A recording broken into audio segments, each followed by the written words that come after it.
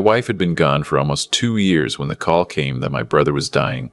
I drove 11 hours straight from Tucson to a hospice in Boise, the kind of place that smells like lavender trying to cover something else. The nurse at the front desk gave me a look I couldn't read and said my brother had been asking for me. In the room across from his, a woman in a wheelchair with a quilt over her knees watched me walk past. She didn't say anything that first day, but on my 4th night there, when I came out of my brother's room at 2 in the morning to get coffee from the machine down the hall, she was sitting in the doorway of her room in the dark. She looked at me like she'd been waiting, and she said, real soft, almost like she was afraid someone would hear, "Whatever your nephew tells you when he gets here, don't believe a word of it. Drive home tonight if you can. I want to tell you my name is Owen Hartwich. I'm 63 years old. I worked 38 years as a freight dispatcher for a regional trucking outfit before I retired 3 summers ago, and I never thought of myself as a man who could be fooled. I balance my checkbook every Sunday morning. I read the fine print. My wife Marlo used to laugh at me because I'd spend 20 minutes at the gas pump deciding whether the car wash was worth the extra $4. I tell you all this so you understand. The man I'm about to describe, the one who walked into that hospice the next afternoon, believing the woman across the hall was just confused or medicated, the one who hugged his nephew and didn't think twice, that man trusted everyone he loved, and he almost lost everything because of it. Before I go any further, I want to thank you for being here. If you'd take a second and tell me down below in the comments where you're listening from and what time it is for you, I'd appreciate it. I read everyone. I'm just going to say up front that some details of the story have been changed for storytelling, but the heart of it, the lesson of it, that's as real as the floorboards under my feet right now. My brother's name was Hollis. He was 4 years older than me, and he'd raised me more than our father ever did. When our dad walked out in the spring of 1968, Hollis was 12 and I was 8, and from that day forward, he was the one who taught me how to throw a curveball, how to shave, how to apologize to a girl.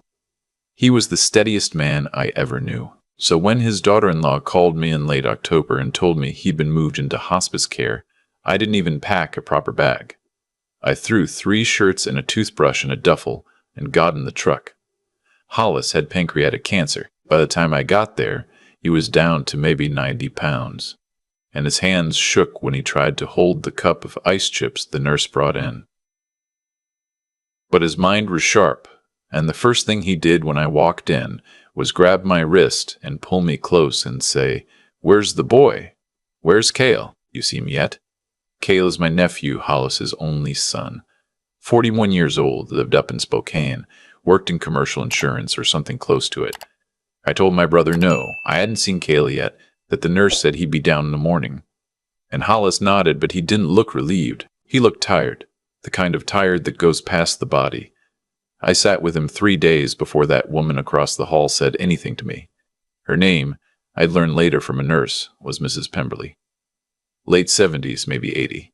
Stage 4 something, I never asked. She had a daughter who'd come once, on a Sunday afternoon with a paper bag of clean nightgowns, and left after 20 minutes. Other than that, no visitors. I'd see her sometimes in the common room when I went to stretch my legs, sitting by the window doing a crossword in pen. I felt sorry for her, the way you feel sorry for anyone alone at the end of something. The first afternoon I walked past her room, I said hello, and she nodded at me but didn't speak. The second day I brought her one of the muffins from the family kitchen the volunteers stocked, and she took it and said, "Thank you, very polite." And that was it. It was the third night that something shifted. I'd been sitting beside Hollis for hours, holding his hand while he slept, listening to the rattle of the oxygen concentrator and the wind outside the window. Around midnight, I stepped out to walk the hallway and clear my head, and as I passed Mrs. Slett Pemberley's room, I saw she was awake, sitting up in her chair, the lamp on low. She looked at me and said, "Your brother's dying," not unkindly, just stating it. I stopped and said, "Yes, ma'am, he is." And she said, "He's worried about something. He's been talking in his sleep. The nurses come and go, and they don't listen, but I can hear through the wall." I didn't think much of it then. People talk in their sleep, especially on morphine. I told her thank you for keeping him company in her own way, and I went back into my brother's room. But the next night was when she really spoke. It was past 2 in the morning. I was wrung out. Hadn't slept more than 3 hours in a stretch since I got there. I'd just come out of Hollis's room because the night nurse needed to change his line, and I was walking down to the coffee machine when I saw Mrs. Pemberley's door was open, and she was sitting in her wheelchair right in the doorway, not moving, just watching the hall. She lifted a finger at me, the kind of small gesture that means, "Come here," without making noise. I walked over. She said, "Sit down a minute." I pulled the visitor's chair over from beside her bed and sat. She had pale gray eyes, very clear, and she looked at me a long time before she spoke. "Your nephew gets in tomorrow," she said. I said yes. "How did she know that?" She said, "Because your brother told a nurse last night when he was half out of himself. He said the boy was coming, and he was afraid of what the boy was going to do. He said it 3 times. He kept saying he should have changed the will. He kept saying it. The nurse just patted his hand and went on. But I heard him." I felt something cold move down my back. I asked her what she meant. She said, "I had a son once. He's why I'm in here alone. Whatever your nephew tells you when he gets here tomorrow, don't believe a word of it. Don't sign anything. Don't agree to anything. Don't agree to anything. Drive home tonight if you can. I mean it." I didn't know what to say to her. I thanked her. I told her I appreciated her concern, and I went back to my brother's room and sat in the dark, and told myself she was a sad old woman who'd had a bad break with her own family and was projecting it onto mine. Cale was my nephew. I'd held him as a baby. I'd taught him to bait a hook on a lake in Idaho when he was 7 years old. The idea that he was coming down here to do something underhanded, it didn't even compute. I dismissed it. That was my first mistake.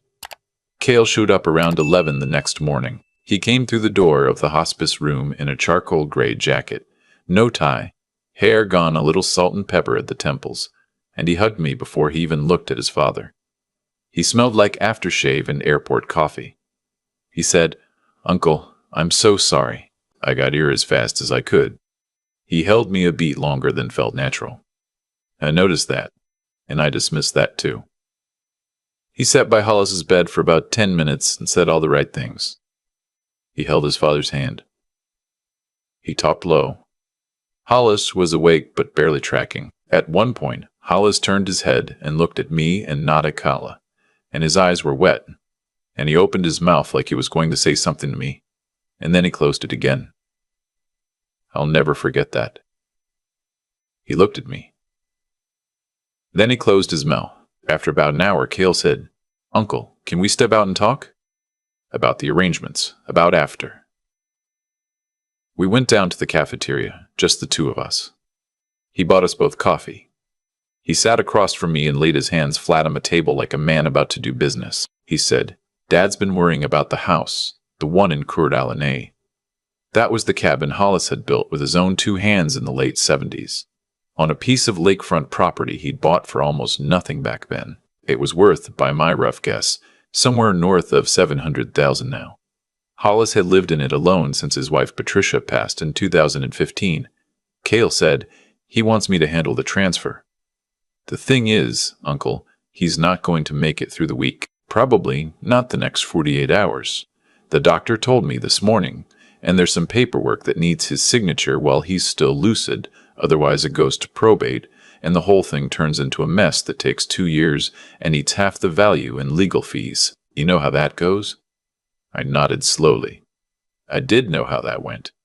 I'd watched a buddy of mine lose half his mother's estate to lawyers after she passed without proper documents in place. Cale said, "Dad asked me last week, before I flew out the first time, to draft up a quitclaim, just to keep things clean. He wants the cabin signed over to me directly so I can handle it after, sell it if I need to, take care of his final expenses, and what's left goes into the family. But he can barely hold a pen now. We're going to need a notary to come in this afternoon, and we're going to need a witness. That's where you come in." He looked at me with such a calm, clean, practical face, like he was talking about getting the oil changed. I said, "What about your sister?" "Cale has a sister. My niece Bryony. She lives in Oregon. has 2 kids, teaches at a community college. She and Cale have never been close. I hadn't seen her in 5 years. Cale said, Bryony's not in the will for the cabin. Dad and Mom set that up years ago. The house in Coeur d'Alene was always supposed to come to me. Bryony got the life insurance and the savings. It's all been worked out a long time. This is just paperwork. I said, I'd like to see what your father had drawn up before. And Cale smiled, just a little, just at the corner of his mouth, and he said, Uncle, of course, I have it in my bag upstairs. But honestly, I'd hate to put you through reading legal documents in the middle of all this. You're grieving. Let me handle it. You just sign as a witness this afternoon when the notary comes. That's when Mrs. Pemberley's voice came back to me. Don't sign anything. I said, I'd still like to see it. I'll come up to your hotel after dinner and we'll go through it together. His face shifted for a half-second. Just a half-second. The smile stayed, but his eyes did a thing, like a door closing somewhere behind them. Then he said, Sure, Uncle. Uncle, whatever makes you comfortable. I went back upstairs. Hollis was asleep. I sat there beside him for a long time, just looking at his face, and I thought about all the times he'd taken care of me, and I thought about the woman across the hall, and I thought about my nephew's face when I'd asked to see the paperwork. Around 4 that afternoon, a man in a brown suit showed up in the hallway carrying a leather briefcase and asked for Cale Hartwich, the notary. Cale came out of the room smiling, shook his hand, and the 2 of them walked into Hollis's room together. I stood up. I said, I want to be in there too. Cale said, Of course, Uncle. Come on in. We just need your signature too, as the witness. I walked into my brother's room. The notary had a stack of papers on a little folding tray over Hollis's bed. Hollis was awake, but his eyes were glassy, and he kept looking from me to Cale like he was trying to remember something. The notary was already explaining the documents in the bored voice of a man who's done this 1,000 times. I asked if I could see the papers. The notary handed me the top one. It was a quitclaim deed transferring the property in Coeur d'Alene to Cale Hartwich. That part was true, but underneath it was a second document, and underneath that, a third. The second was a power of attorney making Cale the sole agent over all of Hollis's financial affairs effective immediately. The third was an assignment of beneficiary on a life insurance policy I didn't even know my brother had. A $400,000 policy through his old union, with the beneficiary line freshly typed with Cale's name on it, replacing what looked like Bryony's name underneath in the carbon copy. I stood there holding those 3 documents, and I felt the room get very quiet. I said, Cale, what are these other 2? He said, Oh, those are just protective measures, in case Dad's situation changes and we need someone to handle his affairs in the next few days. I said, But your father's going to pass in a matter of days. The doctor told you that this morning. So why does he need a power of attorney? Cale said, Uncle, please, now isn't the time. I said, Why is the life insurance changed? Cale said, Bryony agreed to that. I said, Did she? Cale's face did the door-closing thing again. The notary, bless him, was looking back and forth between us like a man who was starting to think his afternoon had taken a turn. I told him I'd like a few minutes alone with my brother and my nephew. He nodded and stepped out into the hall. I closed the door behind him. I turned around and I looked at Cale, and I said very quietly, I want you to call your sister right now and put her on speakerphone. Cale said, Uncle, you're tired. You've been here too long. I said, Call her. He didn't move. I said, Then I'll call her. I took my phone out of my pocket and I scrolled to her number. I hadn't called her in years. It was still in there. She picked up on the second ring. I'd put her on speaker. I said, Bryony, it's Uncle Owen. I'm at the hospice with your father and your brother and a notary. Did you agree to be removed as the beneficiary on your father's life insurance policy through the Carpenters Union? There was a pause. Then she said, very slowly, I'm sorry, Uncle Owen, what? I said, Did you agree to it? She said, I don't know what you're talking about. What life insurance policy? Cale was already moving. He was already saying, "Bryony, hi, listen. This is just a misunderstanding. The documents are protective." She said, "Cale, what did you do?" He said, "Bryony, calm down." She said, "Uncle Owen, don't sign anything. I'll be on a flight tonight. Please don't sign anything. I'll be on a flight tonight." I hung up. The room was so quiet I could hear the oxygen concentrator clicking. I could hear Hollis breathing on the bed. Cale said, "Uncle, you don't understand the financial situation here. Dad owes money. He owes money to me. I've been paying for things for years. I deserve." I said, "Get out." He said, "Uncle," I said, "get out of this room." He stared at me. "And I want to tell you something. The boy I'd talked to Beta Hook in Idaho was not in that face. There was somebody else looking at me out of my nephew's eyes. Somebody calculating. Somebody who was already moving on to the next plan." He picked up his briefcase. He picked up the documents off the bed tray. He walked out without another word. I sat down on the edge of my brother's bed. I took his hand. He was looking at me. He was crying without making any sound, just tears running down into the pillow. I said, "It's all right, Hollis. It's all right." I stopped it. He squeezed my hand once. He passed away 31 hours later, on a Wednesday morning, just before sunrise. Bryony was there. I was there. Cale wasn't. The week after the funeral, Bryony and I sat down with my brother's actual lawyer in Coeur d'Alene, a woman named Marjorie Kestrel who'd handled Hollis's affairs for 20 years. She pulled up the real will. The cabin in Coeur d'Alene was supposed to be sold and split 50-50 between Cale and Bryony. The life insurance was Bryony's, all $400,000 of it. The savings, about $86,000, was to be divided 3 ways, with the last third going to a scholarship fund at the trade school where my brother had done his apprenticeship in 1972. The documents Cale had brought to that hospice room would have flipped almost every one of those provisions. The cabin would have been his outright.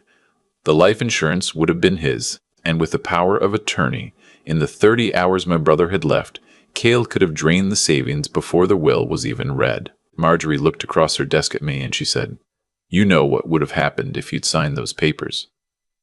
I said, "I do now." She said, "Where did you get the instinct to question it?" And I told her about Mrs. Pemberley. The woman across the hall, the one who'd grabbed me at 2 in the morning and told me to drive home tonight if I could, I drove back down to Boise the following Saturday to find her. I'd brought a little box of pastries from a bakery Bryony had recommended, and a card I'd written by hand. The nurse at the front desk recognized me and her face fell when I said who I was looking for. Mrs. Pemberley had passed on Thursday 2 days earlier. Quietly in her sleep, the nurse said.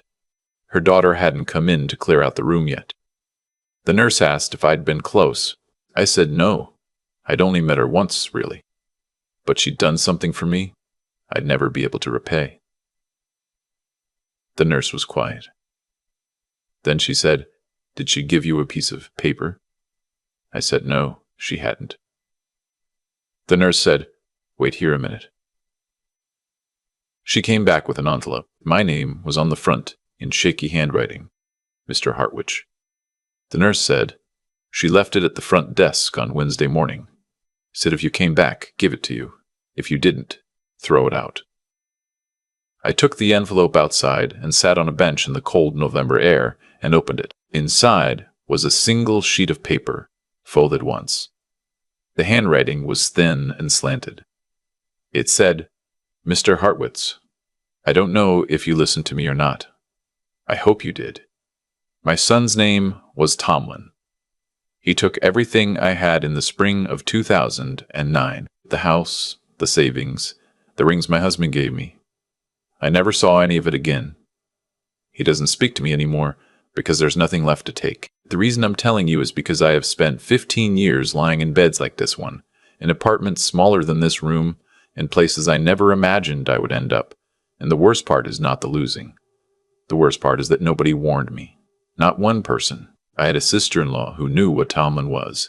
She told me after, when I asked her, that she'd suspected for years. I asked her why she didn't say anything. She said it wasn't her place. That was the day I decided that if I ever again saw something happening to someone else, I would say something. It would be my place. So I said something to you. Whatever happened, I hope you are safe. Sincerely, Esther Pemberley. I sat on that bench for I don't know how long. It was cold and I didn't feel it. A nurse came out at one point and asked if I was all right, and I said, "Yes, ma'am, I'm all right. I'm just sitting here a little while." It wasn't her place, and she said something anyway. That's what saved me. That's what saved my brother's last wishes. That's what kept my niece from getting cheated out of $500,000 by her own brother in the worst week of her life. I drove home that night. 11 hours back to Tucson, and the whole way I kept thinking about my own life. About the things I'd seen in other people's families over the years, and not said anything about because it wasn't my place. About a buddy of mine whose grown daughter was clearly lying about what she was doing with the money he was sending her. About a neighbor whose son had moved back in and started helping with the bills, and then helping with the accounts. Things I'd noticed and chosen not to notice. Cale tried to call me twice in the next month. I didn't pick up. He sent a long email about misunderstandings and how I'd embarrassed him in front of a notary. He said our family was broken now, and it was my fault. He said his father would have wanted us to stay together. I read it once, and I deleted it. Bryony, on the other hand, Bryony I talk to almost every Sunday now. She's been good to me. She came down to Tucson for Easter and brought her 2 kids, and we went to the Desert Museum and ate green chewel cheeseburgers at a place I used to go with Marlo, and her oldest, who's 11, drew me a picture of a Roadrunner that's still on my refrigerator. About 6 months after my brother passed, I got a letter in the mail from a woman in Spokane I'd never heard of. Her name was at the top. A return address in a neighborhood I didn't know. The letter inside said her father had died in May and she'd been the executor. And going through his things, she'd found a notebook where he'd written down the names of people who defrauded him. One of those names was Cale Hartwich. Apparently Cale had borrowed $47,000 from her father, a man in his 80s, and never paid a dime back. She'd found my number through the obituary I'd helped Bryony write for Hollis. She wanted to know if there was a process for filing a claim against my brother's estate, and that's how she'd gotten my information. I called her back. We talked for an hour. Her name was Dolores. She was 68 years old, a widow, and her father had been the kind of man who never told his kids when he was being cheated because he was ashamed. She'd only found the notebook after he died. I called Bryony. Bryony called Marjorie. Marjorie looked into Cale's situation. By that fall, what we'd uncovered was that Cale had been doing this for years, not just to family, to clients, to his father's old friends, to anyone who'd let him near a checkbook. He had about $300,000 in unsecured debt, 2 pending civil suits in Washington state, and a gambling problem nobody in the family had known about. The cabin scheme at the hospice, we eventually realized, had been his last roll of the dice. If he'd gotten that property, he could have leveraged it the same week and stayed ahead of his creditors for another 6 months. He went to trial 19 months after my brother's death, not for what he tried to do at the hospice, exactly. That would have been hard to prove, and Bryony and I let it go, because we had everything that mattered. He went to trial for what he'd done to Dolores' father and to 2 other elderly clients in Spokane. He got 6 years. He's still inside as I'm telling you this. Bryony writes to him sometimes. I haven't. His son, my great-nephew, is named Brockton. He's 14 now. He lives with his mother, Cale's ex-wife, in Bellingham. I send him a card on his birthday every year and a check at Christmas, and his mother sends me a thank you note. I don't expect anything from that boy. He's not going to grow up calling me. But I want him to know somebody in his father's family thought about him kindly. About a year after the trial, Bryony and I started something small. We didn't call it a foundation or anything fancy. We started a thing through her church up in Oregon, and a similar little chapter through a senior center near me in Tucson. We just go in once a month and talk. We tell our story, We tell Esther Pemberley's story with her daughter's permission, and then we sit and we listen. The kinds of things people tell you when you sit and listen. I wish I could tell you it's rare what happened to me. It isn't. I've heard my own story with the names changed from probably 40 different people in the last 2 years. A son who needs just one signature. A grandson who's helping with the accounts. A daughter who knows just the right person to set up the trust. You only have to come into the office once. It happens every day. In every state. To people who balance their checkbooks every Sunday morning. I keep Esther's letter folded in the drawer of my nightstand. I take it out sometimes. I read it.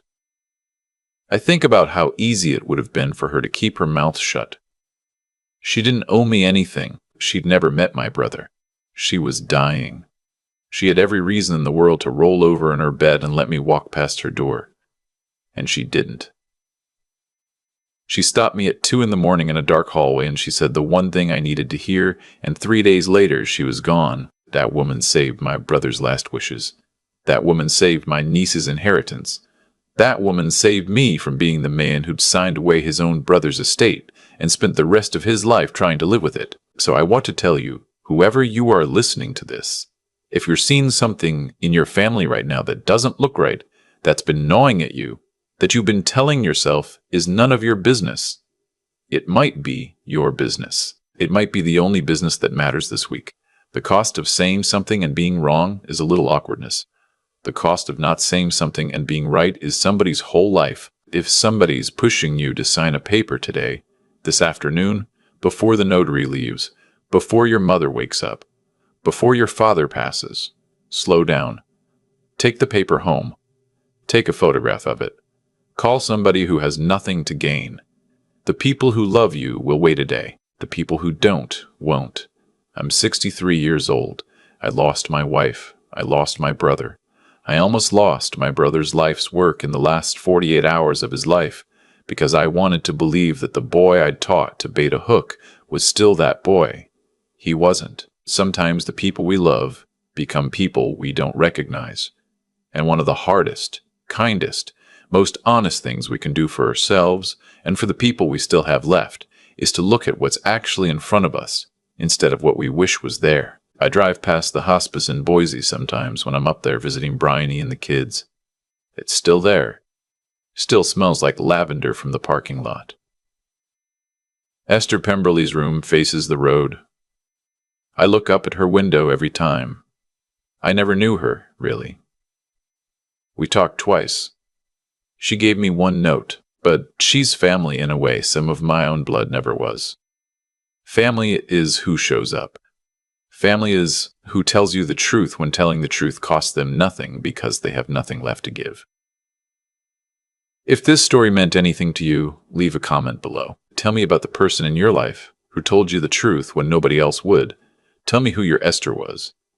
And if you're going through something right now, I'm telling you the same thing she told me, and I'll say it as plain as I can. Don't sign it tonight. Drive home if you can. The truth will still be there in the morning, and so will the people who actually love you. Thank you for staying with me. Take care of yourselves out there, and listen to the strangers in the hallway. Sometimes they're the only ones telling you the truth. I've thought a lot, in the years since that night in the hospice hallway, about what kind of man I was before Esther Pemberley stopped me at 2 a.m. I was a man who balanced his checkbook every Sunday. I was careful with strangers and trusting with family, and I thought that was wisdom. It wasn't. It was the opposite. I had built my whole life on the assumption that the people who shared my blood would never be the people I needed to protect myself from, and the cost of that assumption almost came due in the last 48 hours of my brother's life. What I learned from Hollis lying in that bed, unable to speak, from Cale standing over him with 3 documents stacked in the wrong order, from Esther sitting in the dark waiting for someone to walk past her open door. What I learned is that every choice we make sets something in motion, and the choices we make about what we refuse to see set the loudest things in motion of all. Cale didn't become what he became overnight. He became it across decades of nobody in our family asking him hard questions, decades of his father sending him money and calling it generosity, Decades of me ruffling his hair at Christmas and not noticing the way he watched the room. Causes have effects, small kindnesses, when they're really avoidance, dressed up in better clothes, plant seeds you eventually have to harvest. The opposite is also true. Esther chose, alone in a hospice room with a body that was failing her, to spend her last energy on a stranger she'd seen exactly twice. That single act, that 1 minute of speaking up, kept my niece's inheritance whole. It kept my brother's last wishes intact. It kept me from being the man I would have had to be afterward. One choice. One night. The size of a thing has nothing to do with how far it travels. I think now that being a decent person isn't about loving the people you're supposed to love. Anyone can do that. It's about being honest enough to see them clearly, smart enough to ask the questions that hurt to ask, and tough enough to act on the answers when they come. That's the work. Honesty about what's in front of you. The mind to slow down when somebody's rushing you. The spine to say no to your own nephew with a notary 3 feet away. None of that is natural to most of us. It has to be practiced. So I'll leave you with what I tell myself most mornings now. The people who love you can wait an afternoon. The people who don't, won't. Whatever's gnawing at you in your own family right now, that quiet feeling that something doesn't add up, trust it. Look at it. Ask the question. The cost of being wrong is a little awkwardness. The cost of being right and saying nothing is somebody's whole life.